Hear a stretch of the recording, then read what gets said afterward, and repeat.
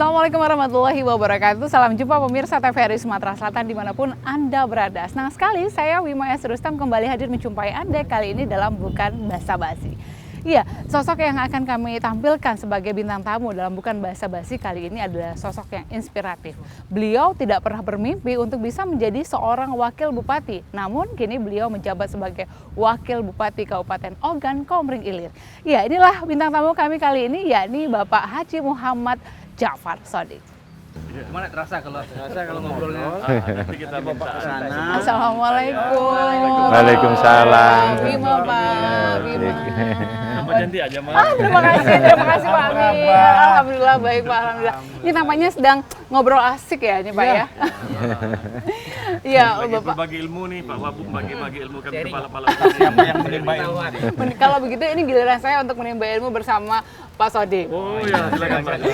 Baik Pak Shodiq, saya minta waktunya sebentar ini sebelum Bapak beraktivitas. Kita ngobrol dulu ya Pak ya, boleh ya Pak? Monggo, nggak apa-apa ya. Baik, Bapak kita minta ilmunya dulu ya, secara privat begitu. Baik, terima kasih. Pak Shodiq, apa kabarnya Pak? Alhamdulillah Bu. Akhirnya kita sudah sampai juga di Kabupaten Ogan Komering Ilir ini Pak. Berkesempatan juga bertemu dengan Bapak. Pak Shodiq sibuk ya Pak ya? Kalau sibuk enggak, ini tadi acara lah sudah. Mulai pagi memang acara ini sudah. Cuma ini tadi kan terus pas lagi ngobrol-ngobrol sebentar lagi kalau maghrib tetap pulang. Ngobrol-ngobrol di sini habis acara. Nanti malam ada acara lagi? Nanti malam cuma nerima tamu aja Mbak. Nanti malam. Jadi memang kalau menjadi seorang wakil bupati itu jadwalnya full terus ya Pak dari hari ke hari? Iya, alhamdulillah semenjak jadi wakil bupati memang beda Bu ini. Waktu saya jadi kan dulu itu kepala desa Bu Begitu? saya. Kepala desa itu satu periode belum habis memang. Aturan kan 6 tahun, baru 5 tahun saya sudah dicalonkan oleh masyarakat untuk nyalon DPR.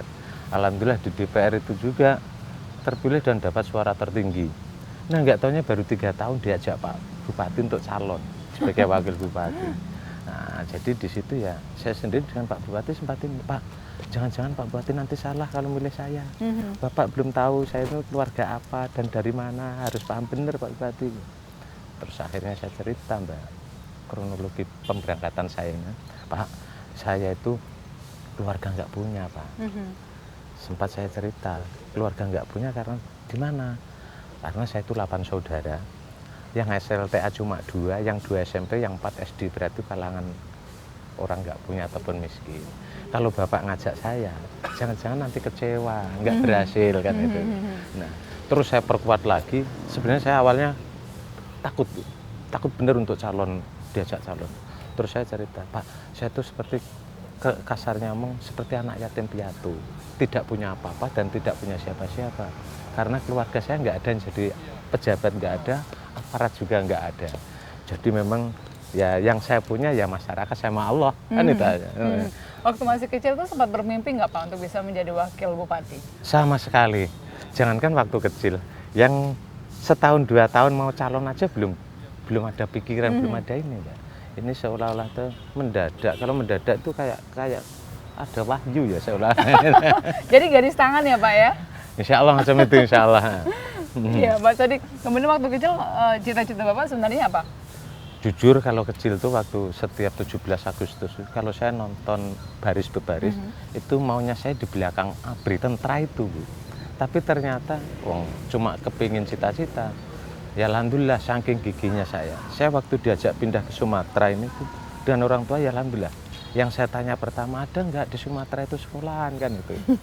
Nah ternyata di situ sekolah ya namanya transmigrasi. Jadi sekolah ya asal yang penting sekolah kan. Jadi Bapak waktu itu ikut program transmigrasi bersama orang tua seperti itu Pak. Tahun berapa itu Pak? Itu kalau program transmigrasi sebenarnya tahun 1976. Tapi berhubung saya masih kecil dengan Bapak itu diajak berangkat nyusul itu tahun 1979. Jadi pas usia 10 tahun diajak pindah dengan Bapak ini. Jadi ya habis itu sekolah. Saking nakalnya Mbak, saya dulu sekolah itu nakal. Nakalnya bukan nyuri tapi alhamdulillah. Nakalnya bukan nyuri, sering apa ya? Ini berantem ya Pak? Iya sering berantem dengan anak-anak.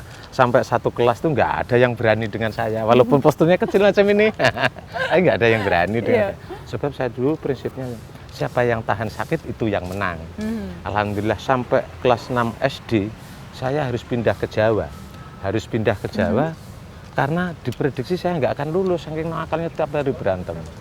Nah, terus ke Jawa, setelah di Jawa itu lulus, melok di sanawiyah 3 bulan. Karena dengan bapak saya, kalau saya sekolah di umum nggak boleh, harus sekolah di arah keagamaan. Sempat saya protes dengan orang tua, saya nggak sekolah, ternyata orang tua juga nggak ngasih saya untuk masuk sekolah benar. Begitu 3 bulan, akhirnya saya nganggur, kok saya nggak sekolah. Akhirnya mengikuti orang tua sekolah di sanawiyah. Di sanawiyah 3 bulan, terus pindah lagi ke Sumatera. Ke Sumatera, nggak berani lagi di desa saya, karena ingat masih nakalnya dulu, sekolah di sebelah. Di Desa Margo Bakti, sekolah SMP Himpunan namanya. Alhamdulillah sampai lulus. Lulus itu baru di SPG. Ya alhamdulillah di SPG saking ini saya luar biasa Pak Guru, ini doanya Pak Guru, doanya orang tua luar biasa. Iya, Pak, dari waktu itu katakanlah Bapak belum pernah bermimpi, tidak pernah bermimpi untuk bisa menjadi wakil bupati, dan saat ini sudah menjadi seorang wakil bupati. Kemudian pernah merasa lelah nggak Pak dalam beraktivitas? Karena kan tuntutan pekerjaannya luar biasa ya Pak ya. Oh itu kalau masalah lelah itu, kalau kita senang bekerja itu, kalau senang nggak merasa capek itu, nggak merasa benar, merasa itu tanggung jawab. Bahkan saya selalu open benar, silahkan saya, nggak ada jarak dengan masyarakat, dengan siapapun saya nggak mau ada jarak, karena saya sadar saya pernah jadi orang yang ekonominya sangat lemah, bahkan sangat rendah. Bagaimana perasaan orang yang ekonominya lemah dan rendah, alias miskin. Jadi saya insya Allah tahu perasaan orang miskin, tahu karena saya sudah mengalami. Dan itulah makanya sekarang itu saya dengan siapapun, justru dengan pejabat saya sering apa istilahnya, saya selalu mengasor. Saya jadi wakil bupati ini bukan pinternya loh, saya bilang itu. Bukan pinternya dan pengalamannya bukan. Karena apa? Insya Allah dengan bisa hidup bermasyarakat, maka anak-anak yang nggak sempat kuliah jangan kecil hati. Saya ini wakil bupati, mungkin se-Indonesia baru saya wakil bupati yang nggak punya gelar. Kamu jangan bangga dengan yang muda-muda itu Mbak. Jangan bangga punya wakil bupati seperti saya, karena kamu itu punya wakil bupati yang tidak mempunyai gelar. Jadi sekup pendidikan rendah, pengalaman juga baru sedikit. Tapi di situ insya Allah hoki ini akan bisa maju juga. Itu dorongannya 2 saya bilang. 1 yaitu ibadah itu yang kuat, kerjanya yang giat. Jadi dengan itu insya Allah oke akan lebih baik. Dan untuk anak-anak itu yang patah putus sekolah, nggak sempat kuliah, jangan kecil hati. Karena saya ini juga nggak pernah kuliah, ternyata jadi wakil itu. Kuncinya untuk anak-anak yang lulus SMA ini nggak sempat kuliah ataupun karena terbentur dana, yang penting kamu manfaatkan lingkungan kamu. Apa sih kebutuhan di desa kamu masing-masing? Nah, insya Allah kalau kamu bisa di desa kamu itu bisa manfaat untuk lingkungan, itulah salah satu nilai. 1 itu, keduanya patuhi orang tua dan halus selalu hormat dengan belajar, hormat dengan yang lebih tua. Sempat saya sampaikan Mbak, caranya mudah, nggak usah berguru jauh-jauh, saya bilang itu. Caranya macam ini, kalau kamu ingin selalu sabar, intinya kamu harus selalu sering main sama anak-anak.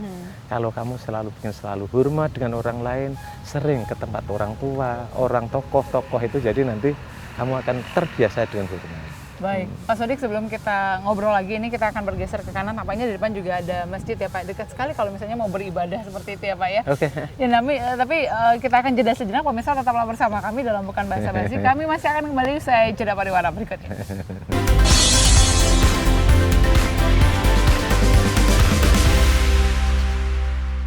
Baik, terima kasih Anda masih bersama kami dalam Bukan Basa-Basi. Kali ini masih bersama Bapak Ja'far Sodik selaku Wakil Bupati Kabupaten Ogan Komering Ilir. Pak Sodik ini juga mungkin yang belum sempat tercerita di tengah halayak ramai, untold story seorang Wakil Bupati Oki. Pernah nggak Pak kenangan yang mungkin sedih seperti itu yang Bapak alami selaku katakanlah yang waktu itu ikut sebagai ikut program transmigrasi, dan akhirnya kalau Bapak pikir-pikir sekarang, ya ampun, ternyata kehidupan yang sudah saya lalui ini cukup berat seperti itu dulunya. Oh itu Mbak, memang ini di kala transmigrasi itu memang itu suatu perjuangan. Perjuangan, tapi di saat itu nggak merasa perjuangan, karena di Jawa sudah tidak punya apa-apa. Jadi kan kuncinya dua waktu transmigrasi itu kebanyakan. Yang saya lihat itu kebanyakan dua. Apa? Yang satu kebanyakan kalau dari Jawa itu satu karena kurang, yang keduanya wirang. Tahu toh Mbak wirang itu? Wirang itu apa ya Pak? Wirang itu kadang-kadang malu di Jawa. Kalau di Jawa Timur seperti di Bojonegoro itu kadang-kadang wirangnya apa? Dikala itu waktu tran itu kadang-kadang maling kayu jati karena di sana banyak kejati. Nah itu akhirnya daripada tangkap polisi melok tran wae dah. Kalau melok tran itu aman kan itu. Alhamdulillah begitu nyampe di Mesuji ini, memang trannya tran umum. Yang nyampe di situ itu dikala itu rumah yang berhadapan-hadapan. Kadang-kadang tuh di dalam rumah masih ada tunggul. Tunggak itu kan bekas kayu itu. Jadi rumah yang berhadapan tuh nggak kelihatan. Masih tumpukan kayu semua harus kita kerjakan sendiri. Alhamdulillah sampai di waktu itu kan dapat jatah dari pemerintah itu sampai 5 tahun. Karena kalau nggak disuplai oleh pemerintah dibantu ini, nggak cukup, nggak ada untuk makan. Nah, alhamdulillah begitu saya sudah ini, yang penting orang tua itu selalu mengajari saya selalu beribadah.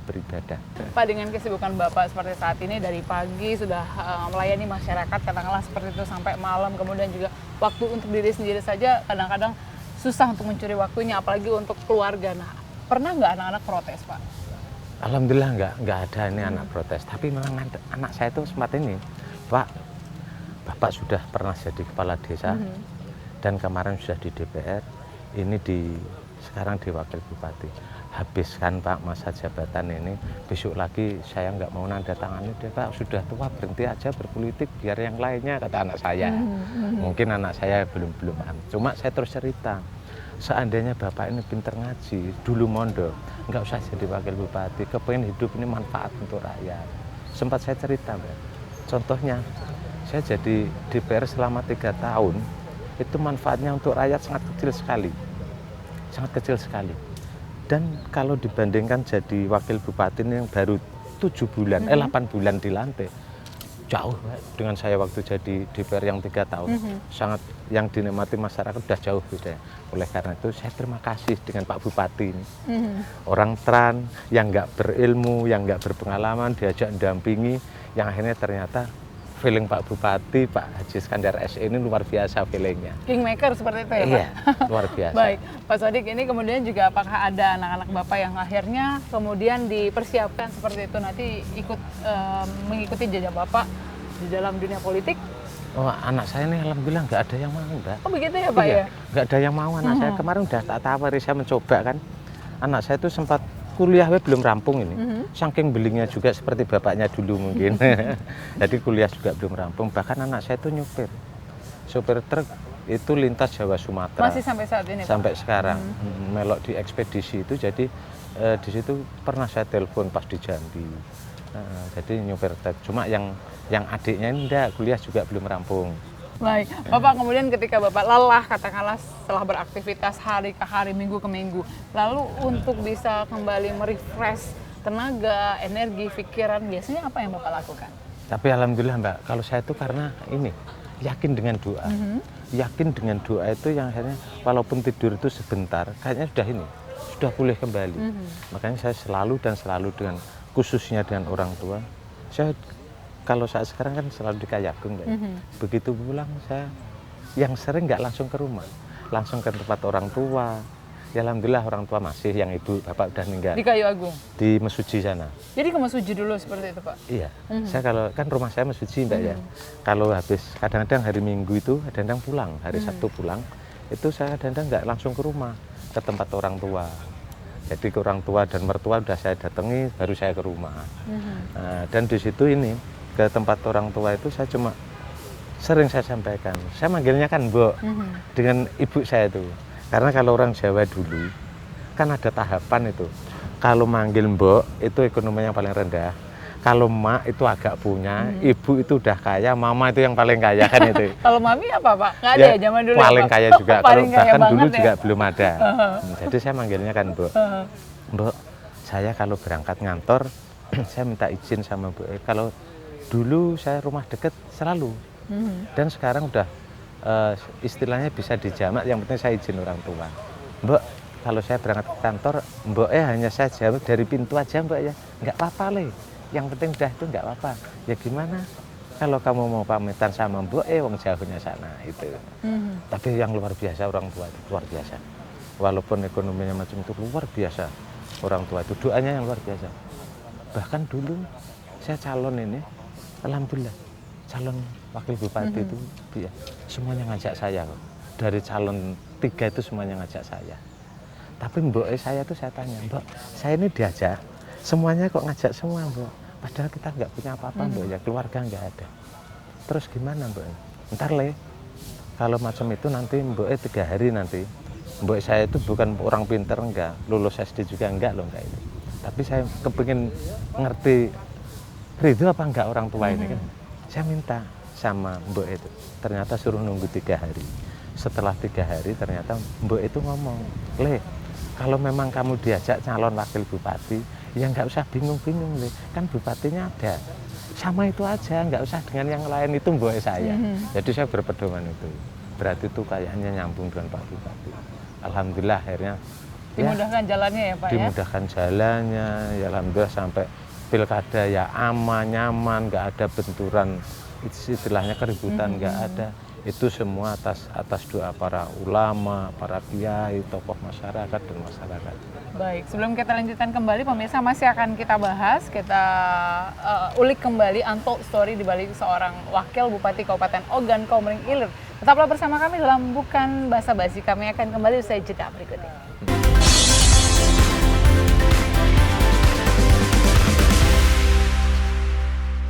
Terima kasih pemirsa, Anda masih bersama kami kali ini dalam Bukan Basa-Basi. Masih akan kita ulas kembali, kita buka seperti itu ya Pak ya, tabir di balik seorang Bapak Ja'far Sodik selaku Wakil Bupati Ogan Komering Ilir. Pak Sodik, kemudian Bapak saat ini sudah menjabat sebagai Wakil Bupati, kemudian juga sudah pernah menjabat sebagai anggota DPRD.